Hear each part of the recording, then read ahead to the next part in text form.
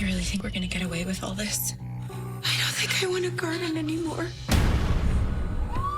Oh. There's just no way this ends well. Alice, what are you doing here? Grosse Pointe Garden Society, new Friday on NBC and Peacock.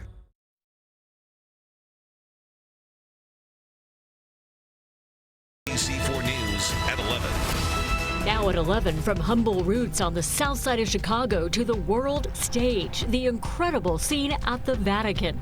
Ancora conserviamo. We cried, we hugged, we laughed, and that's before we knew that the new pope was from the U.S. And then when that happened, we cried again. As the first American pope takes his place in history, leading the world's 1.5 billion Catholics. Good evening. I'm Kathy Vara in for Carolyn tonight. Thanks for joining us. The moment the white smoke rose from the chimney of the Sistine Chapel, tens of thousands all across Rome made their way to Vatican City to witness history, the election of a new pope and the first born in the U.S. About an hour later, the moment they all waited for, Pope Leo walks out and addresses the crowd for the first time. Enrique Chiabra from our Telemundo station has been in Vatican City all week, and he was there to watch it all unfold. A lot of emotions here at the Vatican as we have a new pope, but also there are a lot of expectations. Today, the world welcomed Pope Leo XIV. All week, we heard from experts that this conclave could be a surprise, and it was. After more than 2,000 years, the Catholic Church has its first American pope. Consider a long shot for this global position, a cardinal with a Peruvian heart and Chicago roots.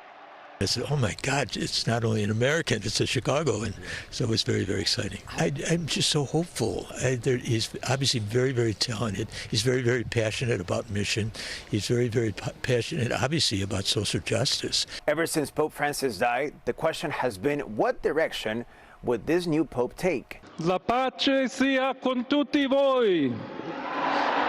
We got some indication in his first address, where he spoke about building bridges and being a church that seeks peace, justice, and strives to be close to those who suffer.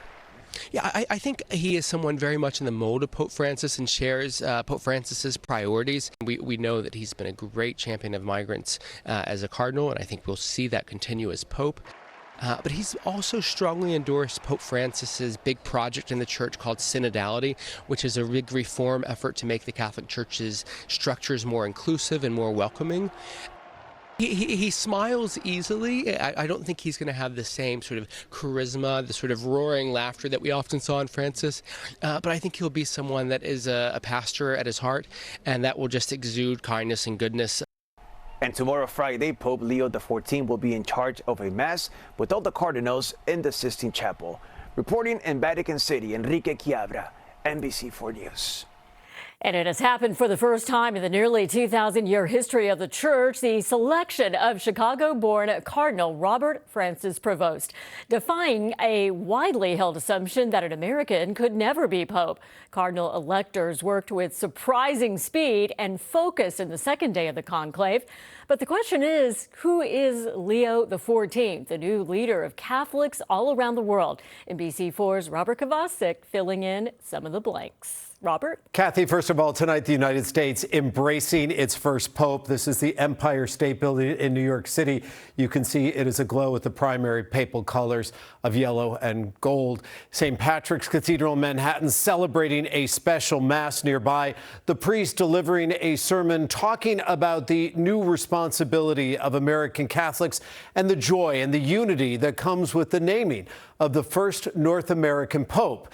Now, because of the time he spent in Latin America, he had a nickname in Rome, the Latin Yankee. Yes, he has seen the Oscar-winning conclave, and like many of us, loves to play Wordle, as we now scramble to learn more about it. Tonight, the world calls him Pope Leo XIV. To his friends, he is Bob. The multilingual 69-year-old told an Italian interviewer earlier this month At Chicago. that he grew up in a very Catholic family in Chicago. At Villanova University near Philadelphia today, bells rang out to celebrate one of their own. The new pope earned a bachelor's degree in mathematics.